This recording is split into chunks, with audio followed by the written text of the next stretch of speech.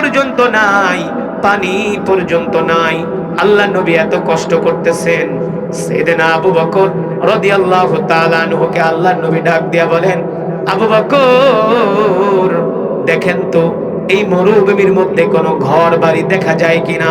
সাইয়েদনা আবু বকর বলেন, এমন মরুভূমি, শত শত কিলোমিটার মরুভূমি, এখানে একটা মানুষ নাই, একটা জীব জন্তু নাই, এখানে ঘর বাড়ি আসবে কোত্থেকে? তার মানে আল্লাহ নবী যেহেতু ঘর বাড়ির কথা বলেছেন, নিশ্চয়ই এখানে কোনো রহস্য আছে। কি আছে? রহস্য আছে। সাইয়েদনা আবু বকর বলেন, আল্লাহ রাসূলের জবান দিয়ে এই কথা বের হওয়ার সাথে সাথে 10 কদম দেওয়ার সাথে সাথে দেখি মরুভূমির মধ্যে একটা ঘর দেখা যায়। সুবহানাল্লাহ বলবেন না? কি দেখা যায়? একটা ঘর দেখা যায় মরুভূমির মধ্যে। সাইয়েদনা আবু বকর বলেন, আমি এত খুশি হয়ে গেলাম, আল্লাহ নবীকে ডাক দিয়া বললাম, ওগো আল্লাহ রাসূল, এই যে মরুভূমির মধ্যে একটা ঘর দেখা যায়। আল্লাহ নবী বলে, আবু বকর চলেন চলেন, আমরা ওই বাড়িতে যাইয়া মেহমানদারি গ্রহণ করব। ওই বাড়িতে যে আমরা তাদের কাছে খাবার দাবার চাইব, কিছু সময় বিশ্রাম নিব, তারপরে আমরা আবার মদিনার দিকে যাত্রা শুরু করব। সাইয়েদনা আবু বকর বলেন, আল্লাহ নবী এই বাড়িটা দেখে খুব খুশি হয়ে গেলেন, আমরা সেখানে যেয়ে বিশ্রাম নিব। আমি আল্লাহ নবীর হাত ধরে ধরে ওই বাড়ির দিকে হাঁটতেছি। আল্লাহর কসম করে বলি, সাইয়েদনা আবু বকর বলেন, আল্লাহ নবীর হাত যখন আমি ধরলাম, আমার কাছে মনে হলো বাড়ি অনেক দূর, কিন্তু আল্লাহ রাসূলের হাত স্পর্শ করার সাথে সাথে মনে হয় কয়েক সেকেন্ডের মধ্যে আমরা বাড়ির সামনে পৌঁছে গেলাম। এটা হলো আল্লাহ রাসূলের বরকত। সাইয়েদনা আবু বকর রাদিয়াল্লাহু তাআলা আনহু বলেন, এবার আমরা যখন বাড়ির কাছে পৌঁছালাম, আল্লাহ নবী ডাক দিয়ে বলে, আবু বকর যান যান, ঘরের দরজায় যায় নক করেন। সাইয়েদনা আবু বকর বলেন, ওই ঘর দেখা বোঝা যাচ্ছে ওই ঘরের মালিক একটা গরিব মানুষ। কারণ গরিব মানুষের ঘর আর ধনী মানুষের ঘর দেখলেই বোঝা যায় কি যায় না? ধনী মানুষের ঘর আর গরিব মানুষের ঘর দেখলেই বোঝা যায়, ভাঙ্গাচোরা জীর্ণ শীর্ণ একটা ঘর। সাইয়েদনা আবু বকর রাদিয়াল্লাহু তাআলা আনহু বলেন, আমি ঘরের সামনে গেলাম, আল্লাহ নবী আমাকে বললেন, আবু বকর যান যান, ঘরের দরজায় যায় নক করেন, দেখেন ওদের কাছে কোনো খাবার দাবার আছে কিনা। সাইয়েদনা আবু বকর ঘরের দরজার সামনে যায় বললেন, ইফতাহিল বাব, এ ঘরের মালিক ঘরের দরজা খোলো। একবার দুইবার ডাক দেওয়ার পরে ঘরের দরজা খোলে না, তৃতীয়বার ডাক দিলেন, ঘরের দরজা খোলে না। এবার চতুর্থবারের সময় ঘর থেকে একটা আওয়াজ আসতেছে, মিন আইনা জিনা, এ তোমরা কোত্থেকে আসছো, কি তোমাদের পরিচয়?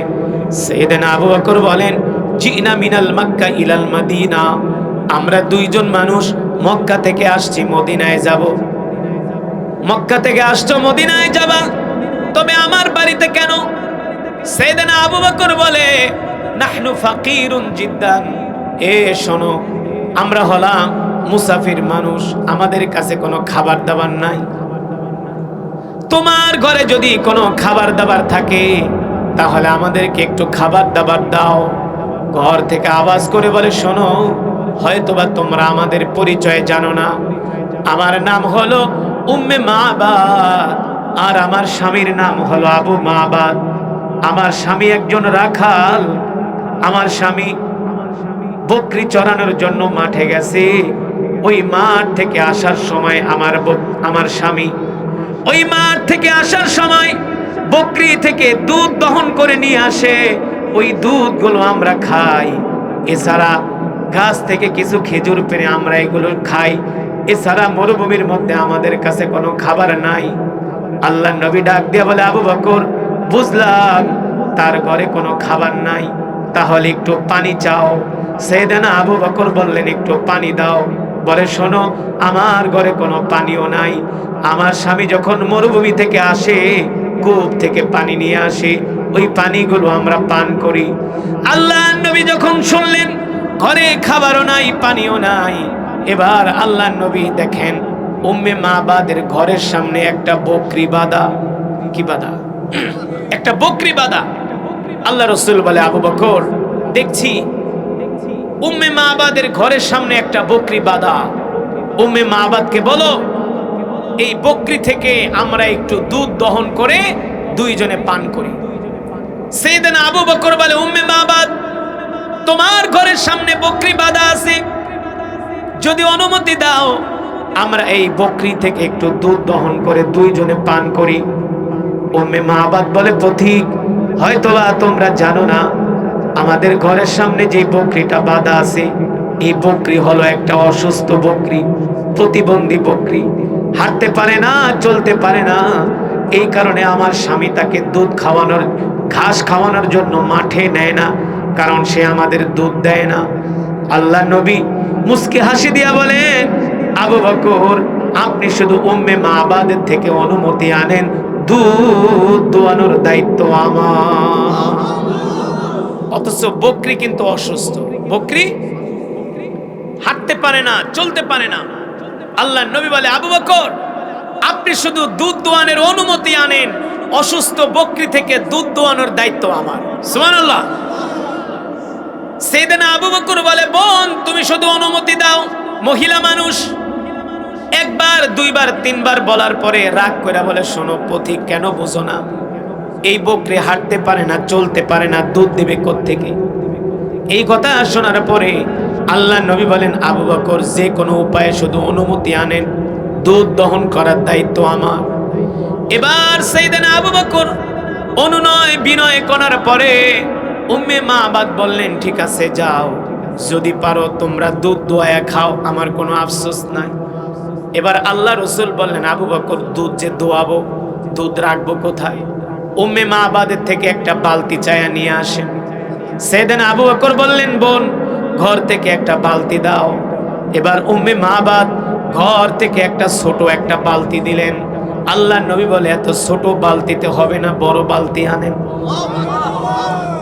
এত ছোট বালতিতে হবে না, বড় বালতি আনেন। মহিলা মানুষ এবার আরো রাগ করছে, আরে মিয়া, অসুস্থ বকরি, দুধ দেয় না, হাঁটতে পারে না, চলতে পারে না, দিলাম দুধ দোয়ানের অনুমতি, আবার কও বড় বালতি। হ্যাঁ, ছোট বালতিটা আগে ভরো না দুধ দোয়া, তারপর না বড়টা। আল্লাহ রসুল কয়, বলে, আবু বকর, হবে না, আগেই বড়টা লাগবে। সুবহানাল্লাহ বলেন। যখন আল্লাহ রসুল সাইয়েদনা আবু বকরের সাথে রাদিয়াল্লাহু তাআলা আনহুর সাথে কথা বলছে, উম্মে মাবাদ মনে মনে ভাবে, কে আসলো আমার বাড়িতে? কে আসলো? দেখি তো এক নজর, কে এত সুন্দর করে কথা বলে?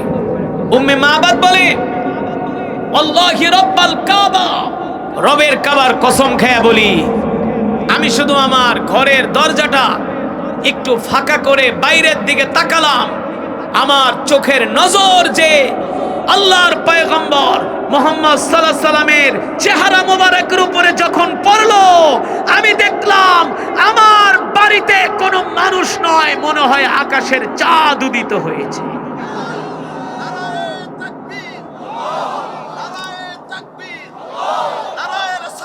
কারণ আল্লাহ রসুল এত সুন্দর ছিলেন। সুবহানাল্লাহ বলেন। উম্মে মাবাদ বলে, আমি আমার জীবনে কোনোদিন এত সুন্দর সুদর্শন মানুষ দেখি নাই। উম্মে মাবাদ আল্লাহ রসুলের চেহারা দেখে পাগল হয়ে গেলেন। এবার উম্মে মাবাদ বলে, পথিক, শুধু বকরি দুধ দোয়ানো না, পারলে জবাই করে খায়া ফেলাও, কোনো আফসোস নাই। আল্লাহ রসুলের চেহারা দেখে পাগল হয়ে গেছে। এত সুন্দর চেহারা কিভাবে হতে পারে, এত সুন্দর সুদর্শন? উম্মে মাবাদ বলে, আমি দেখি যুবক মুহাম্মদ সাল্লাল্লাহু আলাইহি সাল্লামের চুলগুলো বাতাসে দুলতেছে, আমি তার হাতগুলোর দিকে তাকায় দেখি এত সুন্দর তার হাত, এত সুন্দর তার চোখ, এত সুন্দর তার নাক। আল্লাহু আকবার। তার চেহারার দিকে তাকায় মনে হয় আমার কলিজা ঠান্ডা হয়ে গেছে, আমি ক্ষুধার যন্ত্রণা ভুলে গেছি। উম্মে মাবাদ বলতেছে, এবার ঘর থেকে একটা বালতি দিলেন। ঘর থেকে বালতি দেওয়ার পরে আল্লাহ রসুল ওই বালতি নিয়ে অসুস্থ বকরির সামনে গেলেন। আল্লাহ নবীকে দেখার সাথে সাথে অসুস্থ বকরি এক ঝাড়া মাইরা দাঁড়ায় গেছে। আল্লাহ নবী ডাক দিয়া বলে, বকরি তুমি না অসুস্থ? এবার বকরি ডাক দিয়া বলে, আল্লাহর পয়গম্বর, সত্যি আমি অসুস্থ ছিলাম, কিন্তু আপনার চেহারা দেখার পরে আল্লাহ আমাকে সুস্থ করে দিছে। আল্লাহ নবীকে দেখার সাথে সাথে বকরি সুস্থ হয়ে গেছে। অসুস্থ বকরি হাঁটতে পারে না, চলতে পারে না। আল্লাহ নবীকে দেখার সাথে সাথে বকরি সুস্থ হয়ে গেছে। এবার আল্লাহ নবী হাঁটতে হাঁটতে বকরির কাছে গেলেন, আর বকরিটা দৌড়ায় আল্লাহ নবীর কাছে আসলেন। বকরি এসে আল্লাহ নবীর কোলের ভিতরে উঠে গেলেন। এবার বকরি বলতেছে, ওগো আল্লাহ নবী, আপনি কি মনে করছেন? আপনি মনে করছেন আমি কি আপনাকে চিনি নাই? আপনি শুধু মানুষের নবী না, আপনি আমারও নবী, আপনি আমারও নবী। আল্লাহ নবী, আপনার কাছে আমার কিছু মনের দুঃখ আছে, সেগুলো বলবো। বকরি বলতেছে, আমার মনে কিছু কষ্ট আছে, এই কষ্টের কথাগুলো আপনাকে বলবো। আল্লাহ নবী ডাক দিয়েছে, আসো। এবার বকরি তার মুখ নিয়ে আল্লাহ রসুলের কান মোবারকের কাছে নিয়ে বকরি কথা বলতেছে, আর বকরির চোখ দিয়া জর্জর করে পানি পড়তেছে। উম্মে মাবাদ ঘর থেকে তাকায় দেখে বকরি আল্লাহ নবীর সাথে কথা বলতেছে। বকরি আল্লাহ নবীর সাথে কথা বলছেন। আল্লাহ নবী বলে, বলো কি তোমার দুঃখ? বকরি বলে, ওগো আল্লাহ রসুল, আমি অসুস্থ, প্রতিবন্ধী, আমি দুধ দেই না, বাচ্চা দেই না, এই কারণে আমার মালিক আমাকে ঘাস খাওয়াইতে নিয়ে যায় না, আমাকে বাইন্দা রাখে, নামে মাত্র খাবার দেয়, এতে করে আমার কষ্ট হয়। আল্লাহ রসুল বকরির মাথায় হাত দিয়া বলে, যাও, তোমার জন্য দোয়া করে দিলাম, আর তুমি কোনোদিন অসুস্থ হবে না। উম্মে মাবাদ বলে, আমি দেখলাম যুবক মুহাম্মদ সাল্লাল্লাহু আলাইহি সাল্লামের সাথে বকরি কথা বলতেছে, তার মানে সে দুনিয়ার কোন সাধারণ মানুষ, তিনি হলেন রহমাতুল্লিল আলামিন। এবার আল্লাহ রসুল বকরিকে বলে, বকরি, আমরা ক্ষুধার্ত, পিপাসার্ত, যদি তুমি অনুমতি দাও তাহলে তোমার থেকে আমরা একটু দুধ দোয়ায়া দুইজনে পান করব। বকরি কি করলেন? তার দুই পা দুই দিকে ছড়িয়ে দিলেন। বকরি বলতেছে, আল্লাহ রসুল, আপনার খেদমতের জন্য আমি প্রস্তুত, কিন্তু আমি তো অসুস্থ, আমার তো স্তনে দুধ নাই। আল্লাহ রসুল বলছে, তুমি চিন্তা করো না। আল্লাহ রসুল বিসমিল্লাহ বলে বকরির স্তনে হাত দেওয়ার সাথে সাথে বকরির স্তন দুধে ভরপুর হয়ে গেছে। বকরির স্তন দুধে ভরপুর হয়ে গেছে। এবার আল্লাহ নবী, বকরি ডাক দিয়ে বলে, আল্লাহ রসুল, আমি দুধের ভার সইতে পারি না, তাড়াতাড়ি করে দুধ দোয়ান।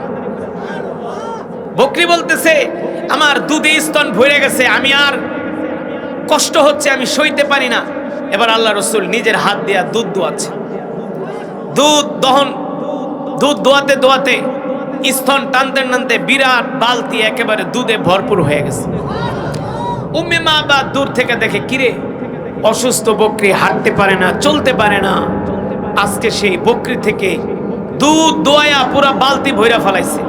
এটা আশ্চর্য হওয়ার কথা কি কথা না? অবাক হওয়ার কথা কি কথা না? উম্মে মাবাদ অবাক হয়ে গেছে।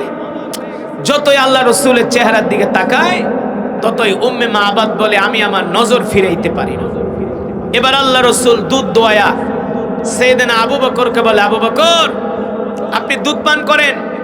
সাইয়েদনা আবু বকর বলে, না আল্লাহ রসুল, আপনি আগে করেন। আল্লাহ নবী বলে, না, আগে আপনি। সাইয়েদনা আবু বকর বলে, আল্লাহ রসুল আগে আমাকে দুধ পান করালেন, আমি নিজে পরিতৃপ্ত হলাম দুধ খেয়ে, তারপরে আল্লাহ রসুলকে পান করতে দিলাম। আল্লাহ রসুল নিজেও দুধ পান করলেন। আল্লাহ রসুল দুধ পান করে জিজ্ঞেস করলেন, আবু বকর, দেখেন দুধের কি অবস্থা, দুধ কমছে টমছে কিনা? সাইয়েদনা আবু বকর বলেন, ওগো আল্লাহ রসুল, আল্লাহর কসম করে বলি, বালতিতে যেমন দুধ তেমন আছে, এক ফোঁটাও কমে নাই, এক ছটাক দুধও কমে নাই।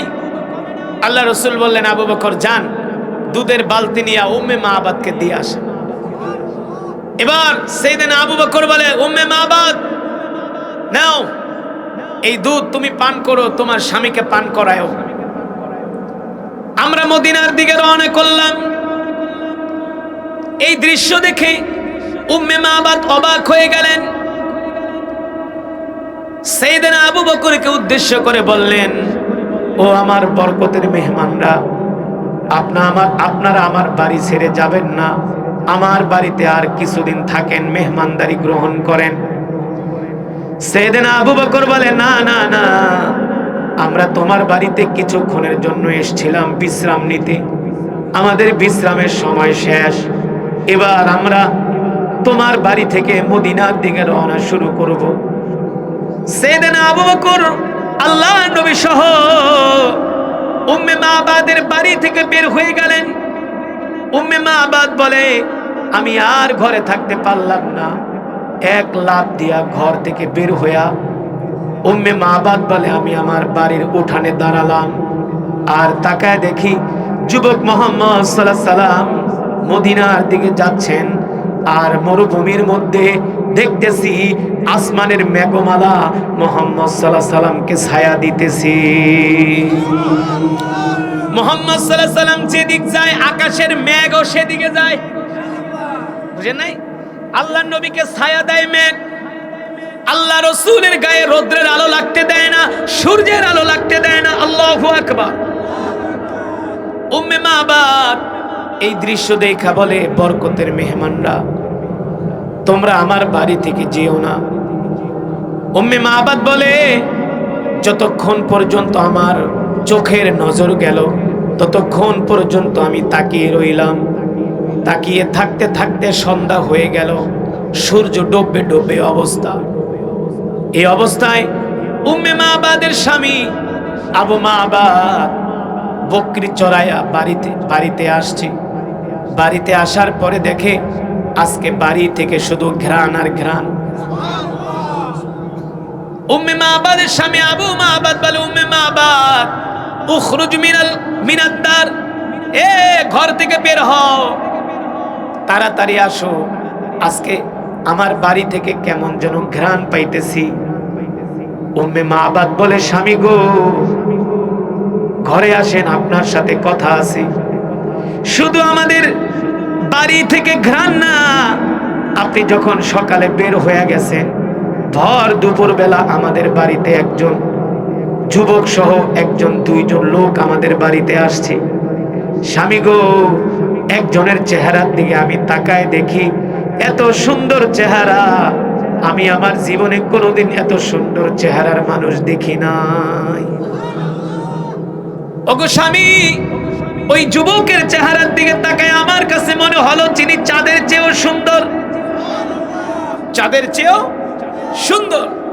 বলে, বলো কি? বলে, হ্যাঁ, এত সুন্দর সুদর্শন চেহারার মানুষ আজ পর্যন্ত আমি কোনোদিন দেখি নাই। আবু মাবাদ বলে, কি বলো? বলে, হ্যাঁ, আসেন দেখেন। ওই যুবককে দেখার পরে আমাদের অসুস্থ বকরি সুস্থ হয়ে গেছে। বলে, শুধু সুস্থ হয় নাই, ওই যুবক কি করছে জানেন? অসুস্থ বকরির থেকে দুধ দোয়ায়া পুরা বালতি ভইরা ফেলাইছে। আর আমি নিজের চোখে দেখেছি ওই বকরি যুবকের সাথে কথা বলতেছে। আবু মাবাদ বলে, বলো তো সে কোত্থেকে আসছে? বলছে, সে আসছে মক্কা থেকে। যাবে কোথায়? জোরে বলেন, যাবে কোথায়? এই কথা শোনার পরে আবু মাবাদ বলে, বলো কি? মক্কা থেকে আসছে, মদিনায় যাবে, দুইজন মানুষ সুদর্শন চেহারার অধিকারী। বলে, হ্যাঁ। আবু মাবাদ বলে, স্ত্রী রে, আজকে আমার বাড়িতে যে আসছে সে দুনিয়ার কোন সাধারণ মানুষ নন, তিনি হলেন রাহমাতুল লিল আলামিন, তিনি হলেন আল্লাহর নবী। চলো, তিনি আখিরি জামানার নবী, তারপরে এই পৃথিবীতে আর কোন নবীর আগমন হবে। তিনি হলেন বরকত, তিনি হলেন রহমত। স্ত্রী, আমরা আর এই মরুভূমিতে থাকবো না, চলো আমরা এখন এই মদিনায় চলে যাব। মদিনায় যে আল্লাহ রসুলের হাতে হাত রেখে আমরা কালেমা পড়ে মুসলমান হয়ে যাব। আবু মাবাদ আর উম্মে মাবাদের গাট্টি বস্তা যা ছিল থালাবাটি কম্বল সব গুছায়া তারা মদিনার দিকে রওনা শুরু করছে যে এখনই আমরা মদিনায় যাব, মদিনায় যে কালেমা পড়ে মুসলমান হব। স্বামী স্ত্রী দুইজন মিলা মদিনায় চলে গেছে মুসলমান হওয়ার জন্য। আমরা সেই নবীর উম্মত যেই নবীর সুপারিশ ছাড়া, যেই নবীর সাফায়াত ছাড়া কেউ জান্নাতে যেতে পারবে না, যেই নবীর হাতে থাকবে জান্নাতের চাবি। ঠিক কিনা বলেন? সেই নবীর উম্মত হতে পেরে খুশি নাকি বেজার? আল্লাহর পেয়ারা বান্দারা, নবী কেমন রহমতের নবী ছিলেন, কেমন বরকতের নবী ছিলেন। আল্লাহ রসুল মক্কা থেকে চাচা আবু তালিবের সাথে ব্যবসা করার জন্য সিরিয়ায় যাচ্ছেন। সিরিয়ায় জর্দানের সীমান্তবর্তী এলাকায় যাওয়ার পরে আল্লাহ রসুল কিছুটা অসুস্থ বোধ করলেন। অসুস্থতা বোধ করার পরে চাচা আবু তালিবকে বললেন, চাচা আমার কাছে কেমন যেন লাগতেছে, অসুস্থতা বোধ হচ্ছে, আপনি আমাকে নিয়ে একটা গাছের কাছে বসায়া বিশ্রাম করান। চাচা আবু তালিব বলে, ভাতিজা এই মরুভূমির ভিতরে তো কোনো বসার জায়গা নাই, তোমাকে কোথায় আমি বিশ্রাম করাবো? চাচা আবু তালিব দেখেন মরুভূমির মধ্যে একটা মরা গাছ উলিতে খেয়ে ফেলেছে, উলি পোকায় খেয়ে ফেলেছে ডালপালা। এমন একটা মৃত গাছের নিচে নিয়ে আল্লাহ রসুলকে চাচা আবু তালিব বসালেন। সাথে সাথে ওই মৃত গাছ আল্লাহ রসুলের বরকতে জীবিত হয়ে গেছে। আজও পর্যন্ত ওই গাছ এখনো জর্দানের সীমান্তবর্তী এলাকায় আছে। সেই গাছকে বলা হয় সাহাবী গাছ। ওই গাছ কিয়ামত পর্যন্ত থাকবে। ওই গাছের একটা পাতাও একটা ডালও মরবে না। আল্লাহ রসুলের বরকত শুধু এখানেই শেষ নয়। আল্লাহ রসুল এক পেয়ালা দুধ আসহাবে সুফা 450 সাহাবীদেরকে এক পেয়ালা দুধ পান করিয়েছে। সাইয়েদনা হযরত আলী রাদিয়াল্লাহু তাআলা আনহু বলছে, আলী সবাইরে দুধ পান করাও। সিরিয়াল ধরে এক পেয়ালা দুধ সবাইরে পান করাইছে। এক দিক থেকে শুরু করছে, ডান দিক থেকে পান করাতে করে বাম দিকে আসছে। আল্লাহ রসুল জিজ্ঞেস করেন, আলী বলো তো দুধের কি অবস্থা? সাইয়েদনা আলী রাদিয়াল্লাহু তাআলা আনহু বলেন, গো আল্লাহ রসুল, এক পেয়ালা দুধ যেমন দুধ তেমন আছে, এক ফোঁটাও কমে। সেই নবীর উম্মত আমরা, খুশি নাকি বাজার? যে রসুলের হাতে থাকবে জান্নাতের চাবি। মুসলমান যুবক, যেই নবীর উম্মত হওয়ার জন্য আগেকার নবীরা পর্যন্ত আল্লাহর কাছে দরখাস্ত করেছিলেন, কিন্তু আপনাকে আমাকে আল্লাহ তাআলা বিনা দরখাস্তে সেই রসুলের উম্মত বানিয়েছেন। এই কারণে আমরা আল্লাহ রসুলের উম্মত হওয়ার সৌভাগ্য অর্জন করেছি। এখন যদি আমরা শুধু আল্লাহ রসুলের সুন্নতগুলো মানি, সুন্নতগুলো জিন্দা করি, আল্লাহ রসুল বলছেন, মান আহাব্বা সুন্নতি ফাকাদ আহাব্বানি ওয়া মান আহাব্বানি কানা মাই ফিল জান্নাহ। আল্লাহ রসুল বলছেন, উম্মত যারা দুনিয়ার জমিনে আমার সুন্নতগুলো জিন্দা করবে, আমি নবী তাদেরকে সাথে নিয়ে আল্লাহর জান্নাতে প্রবেশ করব। আল্লাহ রসুলের সুন্নত কি? আফসুস সালাম ওয়া আতঈমুত তাআম লিনুল কালাম। এক মুসলমান আর এক মুসলমানকে সালাম দিব। কি করব ভাই? সালাম দিব। ওয়া আতঈমুত তাআম, ক্ষুধার্তদেরকে খাওয়াবো। লিনুল কালাম, এক মুসলমান আর এক মুসলমানের সাথে নরম ভাষায় কথা বলবো। কোন মুসলমানকে কষ্ট দিব না। কোন মুসলমানকে আঘাত করব না। কোন মুসলমানকে গালি দিব না। সিবাবুল মুসলিমি ফুসুকুন ওয়া কিতালুহু কুফরুন। আল্লাহ রাসূল বলছেন, এক মুসলমান আর এক মুসলমানকে গালি দেওয়া ফাসিকি, কোন মুসলমানকে হত্যা করা কুফরি। কিন্তু মুসলমান, আল্লাহ রাব্বুল আলামিন কোরআনুল কারীমের মধ্যে সেই কথাই বলছেন, তোমরা যদি আমার কোরআনকে ভালোবাসো, আমি আল্লাহ তোমাদের জান, তোমাদের মালের নিরাপত্তা দিব। আল্লাহু আকবার।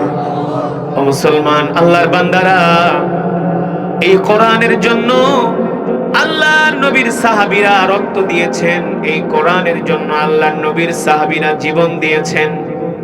শুধু কোরআনের জন্য রক্ত দেন নাই, আল্লাহর নবীর সাহাবীরা এই কোরআনের জন্য নিজেদের মাতৃভূমি ত্যাগ করেছেন। ঠিক কিনা বলেন?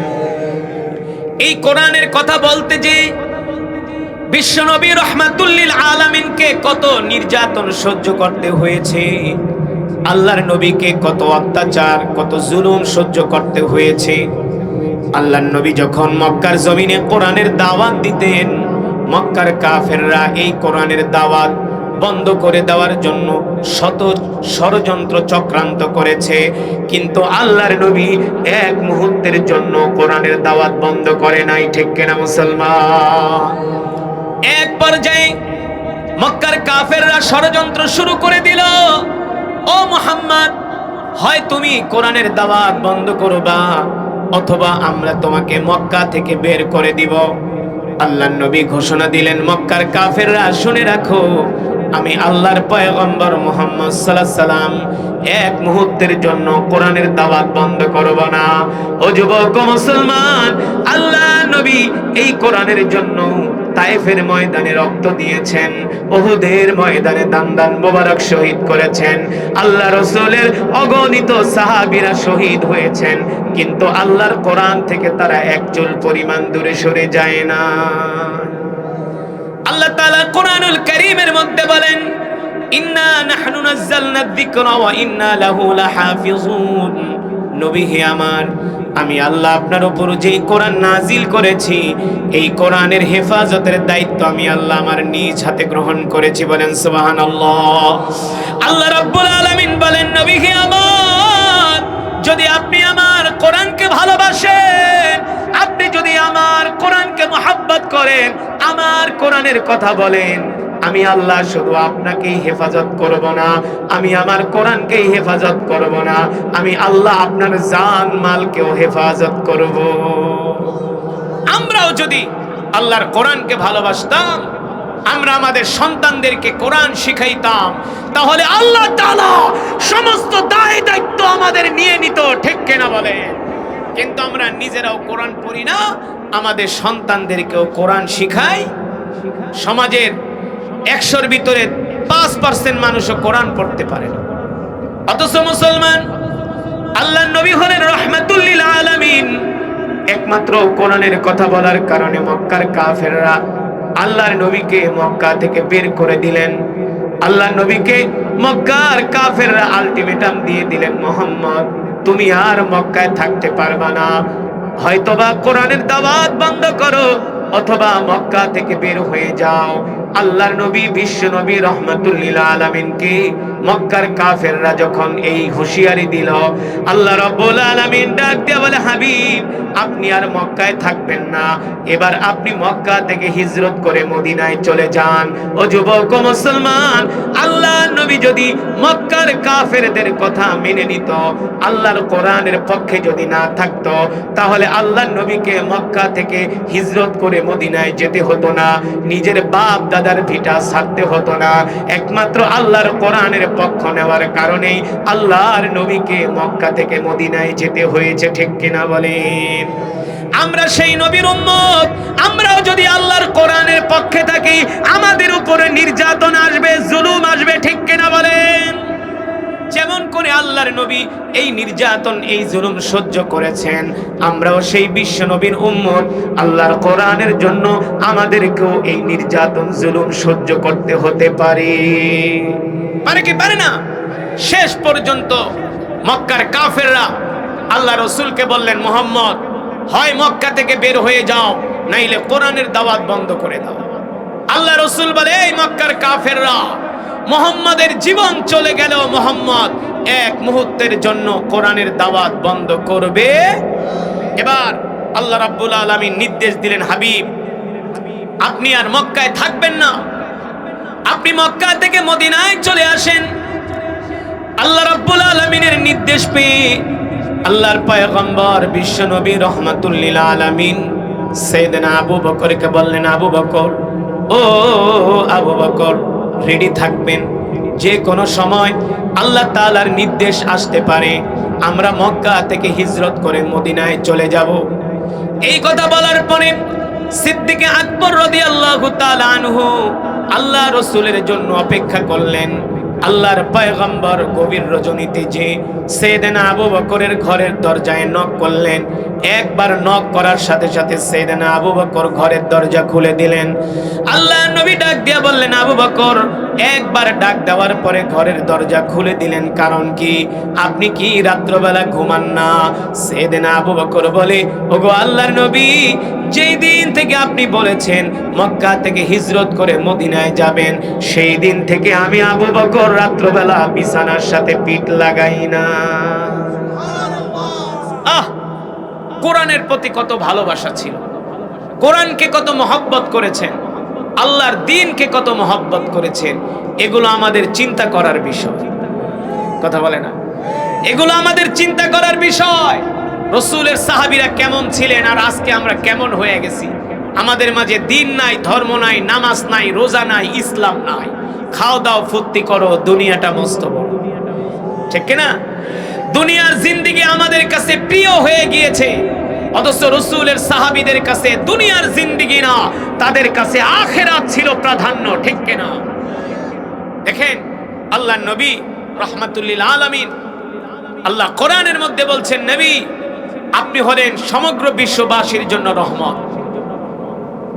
যেই নবীর কোনো গুনাহ ছিল না, যেই নবী ছিলেন বেগুনাহ মাসুম, যেই নবীর জন্য আল্লাহ জান্নাতের দরজা খুলে রেখেছেন, এবার সেই নবী আল্লাহর দ্বীনের জন্য, কোরআনের জন্য মক্কা থেকে হিজরত করে মদিনায় রওনা দিলেন। মক্কা থেকে হিজরত করে মদিনায় রওনা দিলেন। আল্লাহ রাসূল যখন মক্কা থেকে বের হয়ে যান, কে চায় নিজের বাপ দাদার ভিটা ছাড়তে? কেউ চায় না। এই পৃথিবীতে কেউ চায় না নিজের মা বাপ দাদার ভিটা ছাড়তে, নিজের জন্মভূমি ছাড়তে। কেউ চায়? কেউ চায় না। কেউ চায় না। বাপ দাদার ভিটা, জন্মভূমি, দেশের মাটির প্রতি প্রত্যেকটা মানুষের আলাদা একটা ভালোবাসা। কিন্তু আল্লাহ রাসূল শেষ পর্যন্ত আল্লাহর দ্বীনের জন্য, কোরআনের জন্য সাইয়েদনা আবু বকরকে নিয়ে মক্কা থেকে হিজরত করে মদিনায় রওনা দিলেন। আল্লাহর নবী মক্কা থেকে 1 কিলোমিটার দূরে যে বারবার আল্লাহর নবী কাবার দিকে তাকায়, বাইতুল্লাহর দিকে তাকায়। আল্লাহ নবী ডাক দিয়া বলে, বাইতুল্লাহ রে, তোমাকে ছেড়ে আমার যেতে মন চায় না বাইতুল্লাহ। এ কাবা, আমার মন চেয়েছিল আমি তোমার খেদমত করব, কিন্তু মক্কার কাফেররা তো আমাকে থাকতে দিল না।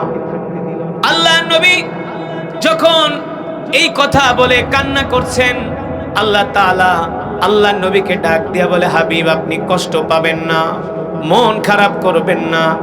আজকে আপনি কোরআনের জন্য, দ্বীনের জন্য আবু বকরকে সাথে নিয়ে মক্কায় যাচ্ছেন, আর কিছুদিন পরে আপনি আবু বকর না, আপনি 2 জন না, 10,000 আপনার সাহাবী নিয়ে আপনি মক্কা বিজয় করবেন। আর আমি আল্লাহ এই কষ্টের কারণে মক্কার ক্ষমতা আপনার হাতে তুলে দিব।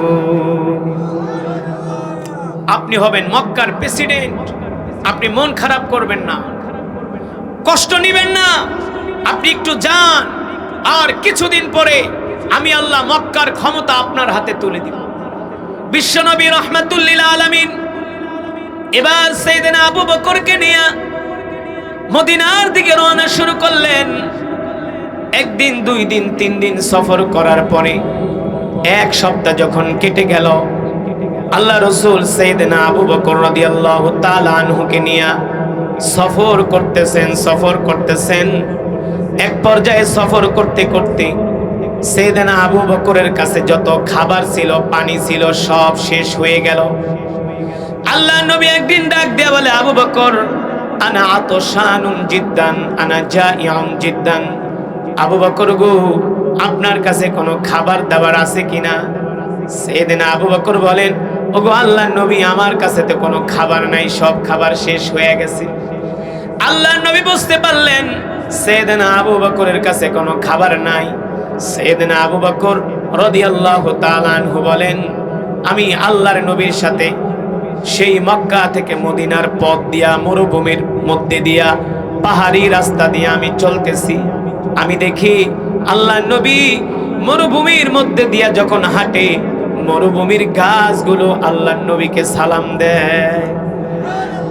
মরুভূমির গাছগুলো বলে, আসসালামু আলাইকা ইয়া রাসূলুল্লাহ। আল্লাহ নবী ডাক দিয়ে বলে, গাছ আমাকে সালাম দিলা কারণ কি? গাছগুলো বলে, ওগো আল্লাহর নবী, আপনাকে কেন সালাম দিব না? আপনি শুধু মানুষের নবী না, আপনি আমাদেরও নবী। সাইয়েদনা আবু বকর বলে, আমি দেখি আল্লাহর নবী পাথরের উপরে পাড়া দেয়, শক্ত পাথরের উপরে পাড়া দেওয়ার সাথে সাথে শক্ত পাথর তুলার মতো নরম হয়ে যায়। আর জোরে বলেন সুবহানাল্লাহ। শক্ত পাথরের উপরে পাড়া দেয়, সাথে সাথে শক্ত পাথর তুলার মতো নরম হয়ে যায়। আল্লাহ নবী ডাক দিয়া বলে, পাথর তুমি আমার জন্য নরম হয়ে গেলা কারণ কি? পাথর ডাক দিয়া বলে, আপনি কি মনে করেছেন আপনাকে কি আমি চিনি নাই? আপনি শুধু মানুষের নবী না, আপনি আমারও নবী। শক্ত পাথরে পাড়া দিলে আপনার কষ্ট হবে, এই কারণে আপনার সম্মানে আমি পাথর নরম হয়ে গেলাম। আল্লাহ নবী যখন রাস্তা দিয়ে হাঁটতেন, আকাশের মেঘমালা আল্লাহ নবীকে সালাম ছায়া দিতেন মাথার উপরে। আল্লাহ রসুলের গায়ে কোনো রোদের আলো লাগতো না, সুবহানাল্লাহ বলেন। অথচ সেই নবী আল্লাহর কোরআনের জন্য মক্কা থেকে হিজরত করে মদিনায় যাচ্ছে, একমাত্র কোরআনের জন্য। সাইয়েদনা আবু বকর বলেন, আরো কিছুদিন সফর করার পরে দেখলাম আল্লাহর নবী ক্লান্ত হয়ে গেলেন। একদিন আল্লাহর নবী ডাক দিলেন, আবু বকর, আপনার কাছে কোনো পানি আছে কিনা? আনা আতশানুন জিদ্দান। আবু বকর, আমার খুব পানির পিপাসা লেগেছে। সাইয়েদনা আবু বকর বলে, গো আল্লাহর নবী, আমার কাছে কোনো পানি নাই, পানিও শেষ। আল্লাহর নবী বলে, আবু বকর, খাবারও নাই, পানিও নাই, এখনো তো মদিনার অনেক পথ বাকি আছে, এই পথ আমরা কিভাবে অতিক্রম করব?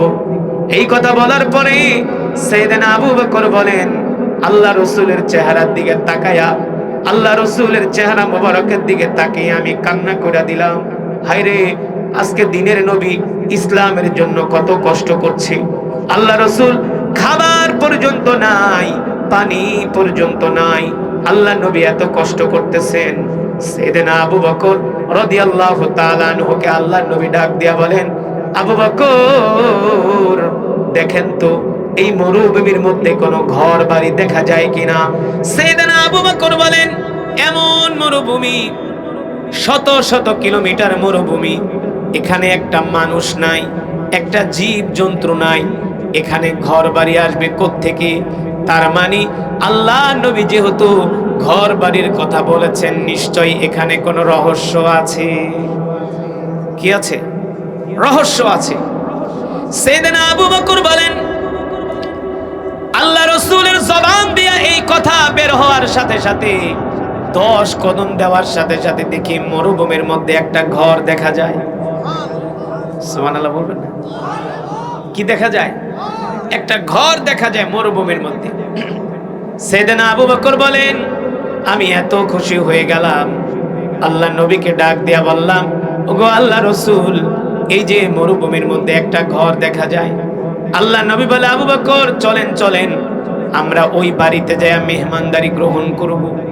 ওই বাড়িতে যে আমরা তাদের কাছে খাবার দাবার চাইব, কিছু সময় বিশ্রাম নিব, তারপরে আমরা আবার মদিনার দিকে যাত্রা শুরু করব।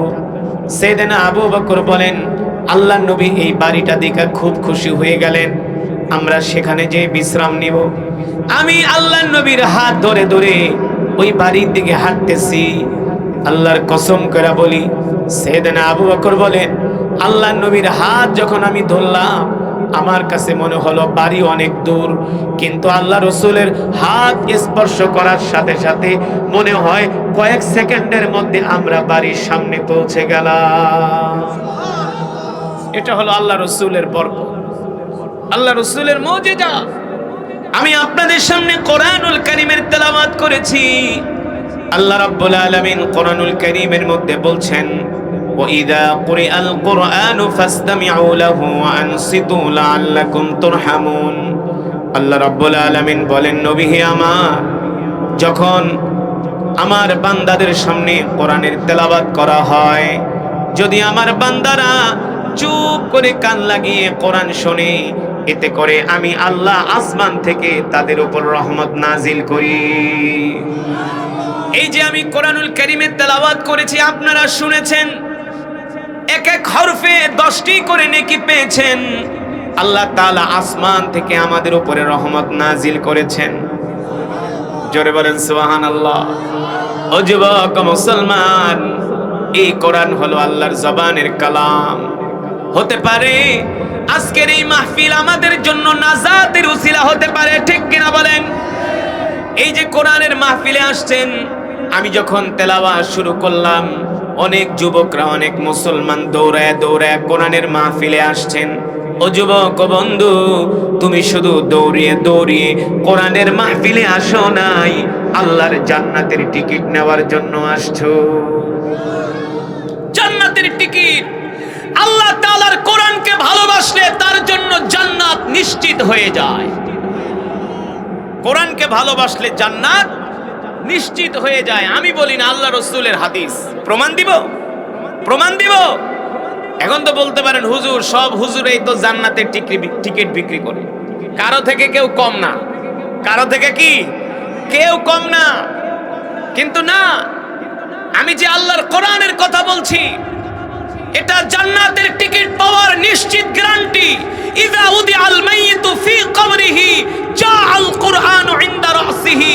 আল্লাহ রাসূল বলেন, যারা দুনিয়ার জমিনে আল্লাহর কোরআনকে ভালোবাসবে, তাদের ইন্তেকালের পরে আল্লাহর কোরআন তাদেরকে পাহারা দিয়ে দিয়ে আল্লাহর জান্নাত পর্যন্ত পৌঁছে দিবে। সন্দেহ আছে?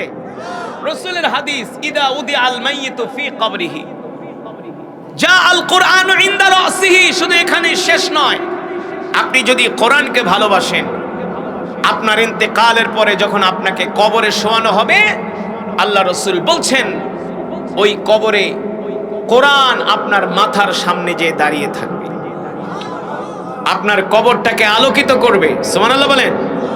আপনার কবরটাকে কি করবে? আলোকিত করবে। যদি আমরা দুনিয়ার জমিনে কোরআনকে ভালোবাসি, আমরা কোরআনকে ভালোবাসি কি বাসি না? যারা বলেন বাসি কি বাসি না? শুধু কোরআনকে ভালোবাসি না, আল্লাহর কোরআনের জন্য আমরা জীবন দিতে রাজি আছি।